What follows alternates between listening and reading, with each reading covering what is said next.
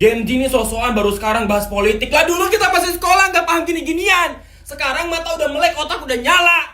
Nggak bisa ditipu-tipu lagi. Gen Z itu nggak bisa dibungkam, nggak bisa ditindas. Kalau Gen Z udah bersatu, gini jadinya. Tapi anarkis banget, bakar fasilitas. Menurut gue itu provokator. Gen Z bukan kayak gitu. Gen Z itu mageran, gak pinter nyalain api segede itu. Nyalain kompor aja kadang masih takut meledak.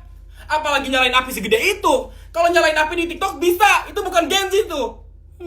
Teman-teman, darurat kampus telah diserang. All eyes on Bandung, all eyes on Unpas and Unisba. Tadi malam aparat gabungan menyerang dengan gas air mata dan peluru karet di wilayah kampus Universitas Pasundan dan Universitas Islam Bandung, membuat mahasiswa tertahan di kampus. Dan menjadi pertanyaan adalah apa urgensi dari adanya serangan ini? Kampus adalah tempat aman atau safe zone, dan tentu kita mengecam segala bentuk penyerangan ini dan menuntut untuk berhenti menggunakan gas air mata dan peluru karet yang bisa membahayakan nyawa warga sipil. Gue sih setuju banget kalau misalnya kriteria anggota dewan itu dipertinggi gitu ya. Kayak misalnya pendidikan minimal S2, setuju banget. Toh lu kalau misalnya mau jadi supir Transjakarta aja minimal S1 kan, masa kalah sama supir? TOEFL 500, setuju juga. Biarkan kalau misalnya ntar ketemu delegasi-delegasi negara lain, lu kagak OEA, UIA, OE.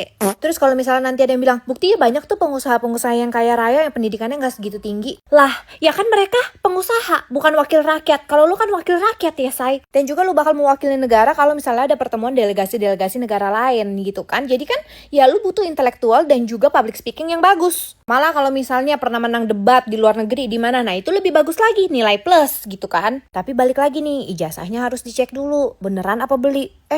Terus harusnya ada tes tertulis sama tes lisan juga, wawancara gitu ya. Ini kira-kira masuk kagak nih kriterianya gitu. Ngelampirin juga SKCK, jangan bekas napi, jangan bekas buron, jangan bekas koruptor gitu dan lain-lain. Kalau bekas gadun nggak apa-apa. Ani-ani no.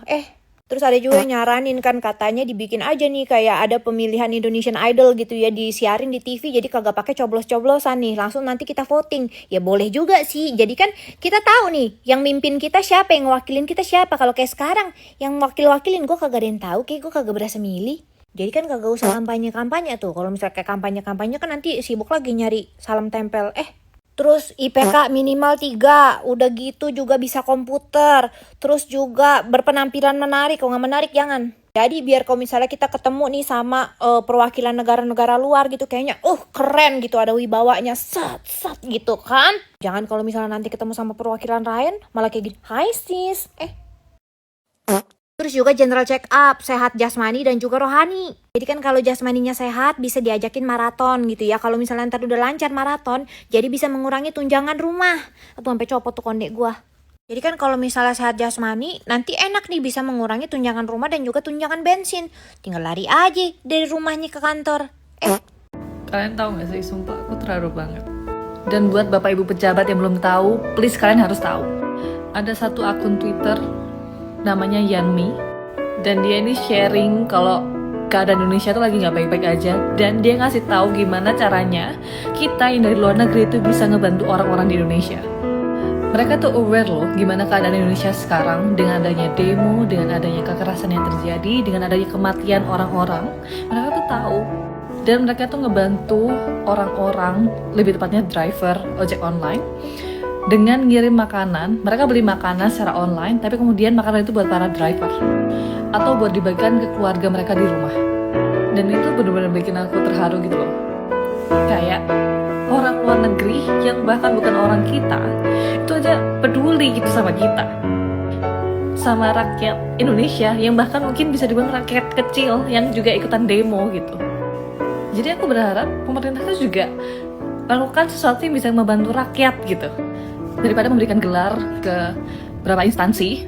Bukannya nggak boleh ngasih gelar ya ke instansi, tapi aku kayak ngerasa momentumnya nggak tepat gitu. Aku berharap pemerintah bisa melakukan hal yang lebih daripada yang orang asing ini lakukan kepada rakyat Indonesia. Dan buat teman-teman yang di Indo, please saling jaga, saling bantu, stay safe. Semoga keadaannya segera membaik ya.